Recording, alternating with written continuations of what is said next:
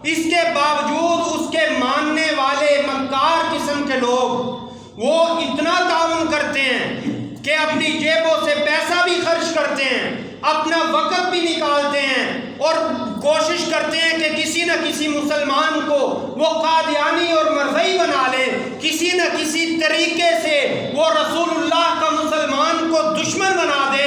ہم تو سچے نبی کے ماننے والے سچے مسلمان ہیں، صحابہ اکرام کو ماننے والے، ختم نبوت کا عقیدہ رکھنے والے ہیں۔ کیا ہمیں اپنے سچے نبی کے لیے یہ کوشش کرنی چاہیے یا نہیں کرنی چاہیے؟ انشاءاللہ اگر ہم سچے نبی کے ماننے والے سچے مسلمان ہیں تو یہ کانفرنس کو کامیاب کروانا آج اس مسجد میں بیٹھے 80 سالہ بوڑھے سے لے کے یہ 7-8 سال کے بچے تک کے لیے ضروری ہے کہ وہ اس کے لیے آج ہی سے محنت شروع کر دیں۔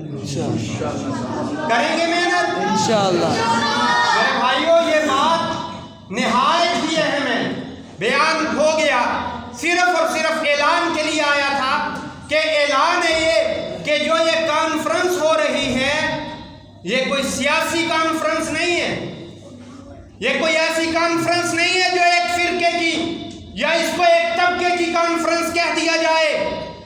یہ مسلمانوں کی کانفرنس ہے، عقیدہ ختم نبوت کی کانفرنس ہے، دیوبندیوں کی کانفرنس ہے، بریلویوں کی کانفرنس ہے، اہل حدیثوں کی کانفرنس ہے۔